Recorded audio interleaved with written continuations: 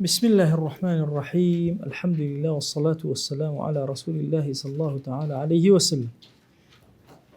يمل خزمة كتابي زبدي ابن رسلان هزار شعر لمذهب إمام الشافعي رضي الله تعالى عنه.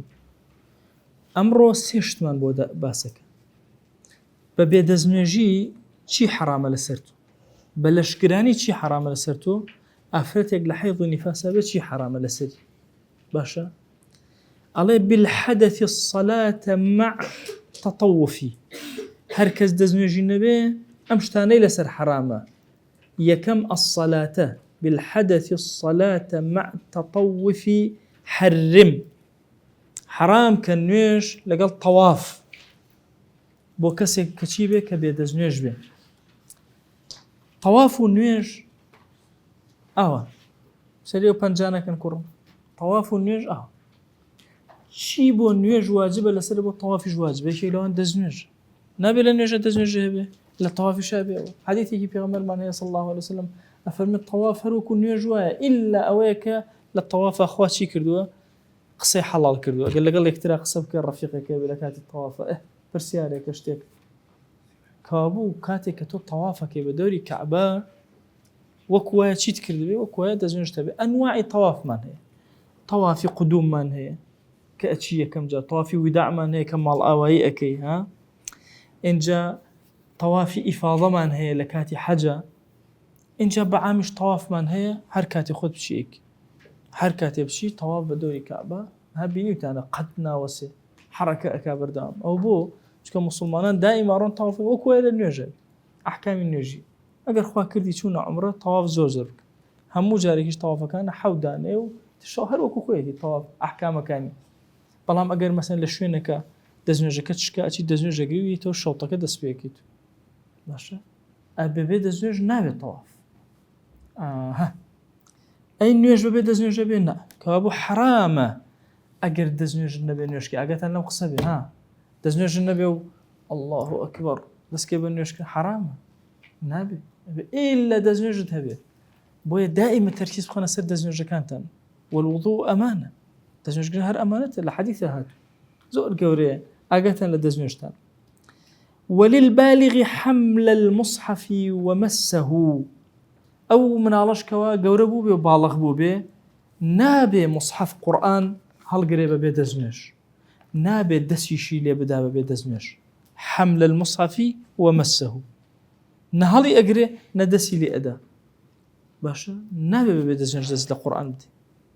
ئەبێ خۆت بپارێزی ئەمە چەند شت چوار شت بەبێ دەستنوێژ نابێ نوێژکەی بەبێ دەستنوێژ نابێ تەوافکەی بەبێ دەستنوێژ نابێ قورئان هەڵگری بەبێ دەستنوێژ نابێ دەست لە قورئان بدەی چەند چوار باش ئەفەرمێ ومع ذي الأربعة للجنوب افتراء بعض آية لەگەڵ ئەو چوارەیە ئەگەر لە شت گران بوو شتێکی تر اقتراء للجنوب اقتراء بعض آية أفرمي لقل أم چوار شتەیە کە حرامە لەسەرت کاتێ بێ دەستنوێژبی ئەگەر لە شێگران بێ شتێکی تری لەسەر حرامە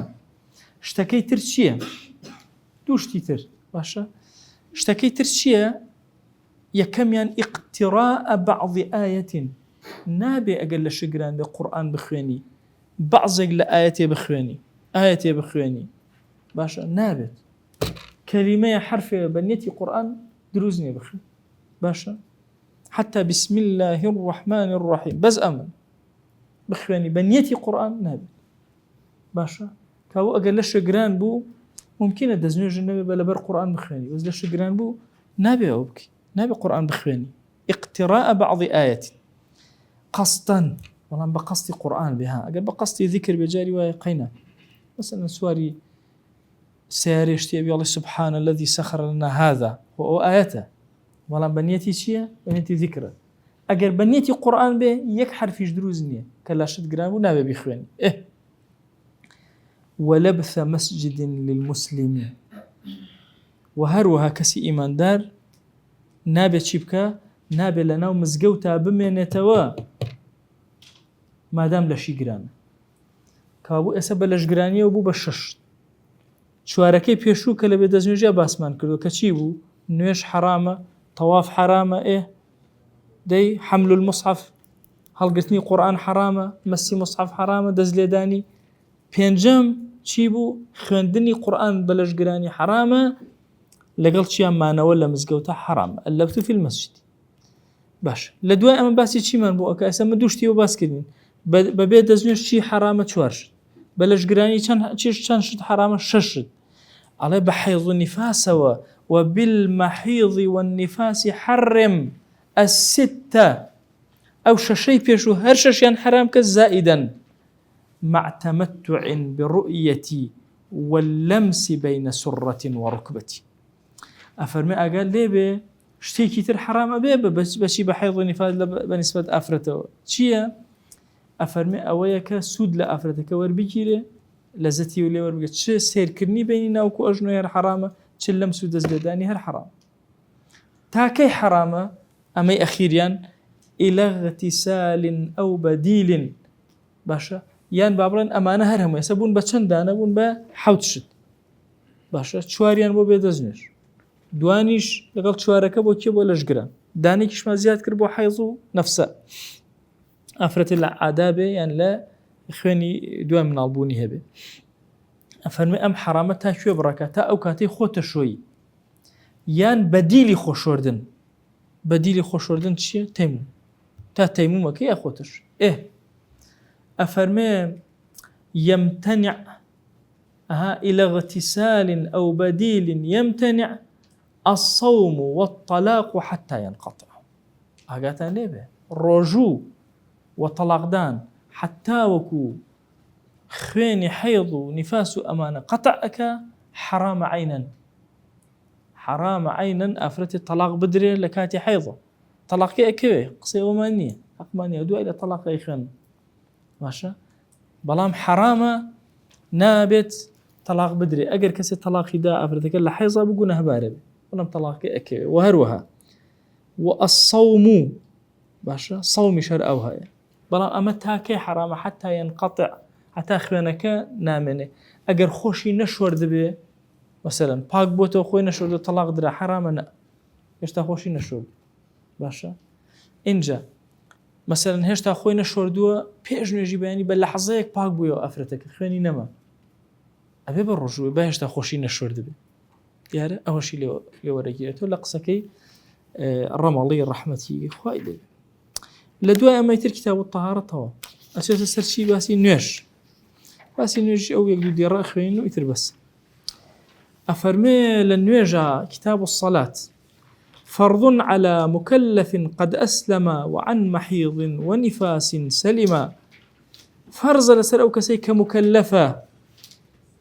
وتبالغة عاقلة شدنية ها ومسلمانة ولا حيض نية للنفاس نية أجر أفرد باشا لعادة وأنا نية فرض لسري أبين نواجكاني جيبك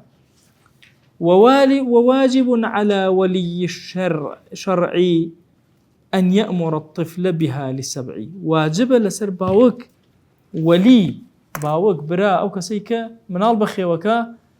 كأن يأمر الطفل بها ل7 لسري واجب لحوصالية فرمان كابا منالك بشي بنيوش كردن حوصالية يعني بوليشن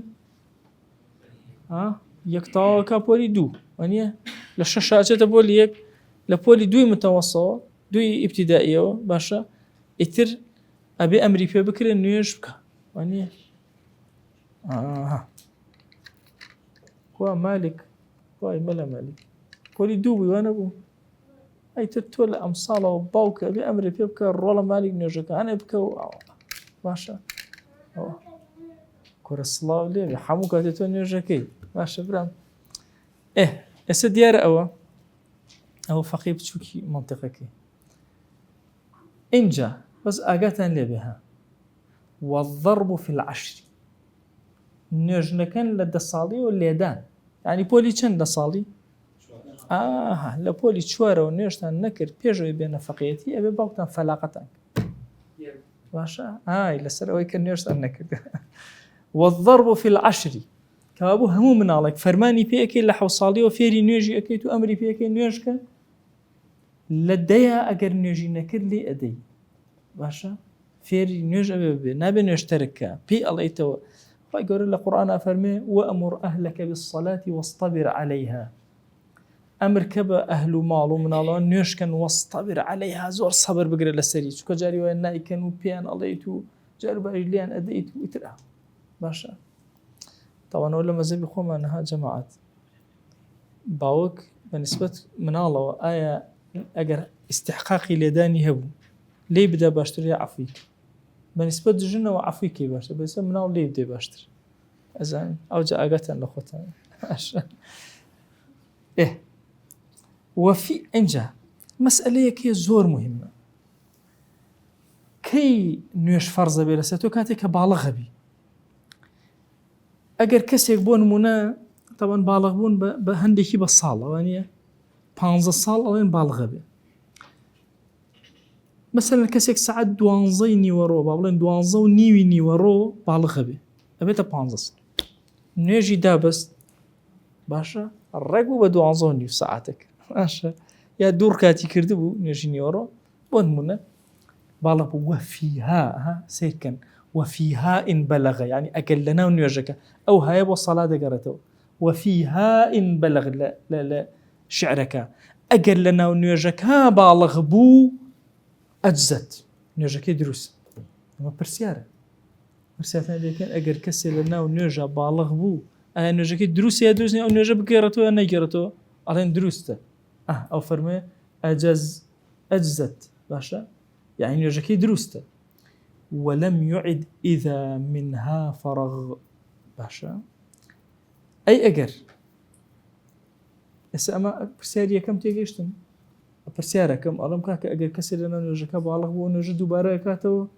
نخي دوباره نكاتو دروستو تو أم جارة باشا أجل لنيوجك الليبو يوا إنجا بالغ بو مما نوتا دوانزو نيو أو دوانزو بسبينج دقا نيوجك كرنيش نيورو دوهي بالغ بو أهي أبين نيوجك بجارته أفرمي ولم يعد ناجرته أو نيوجا إذا منها فرغ أجل ليبو يوا لنيوجك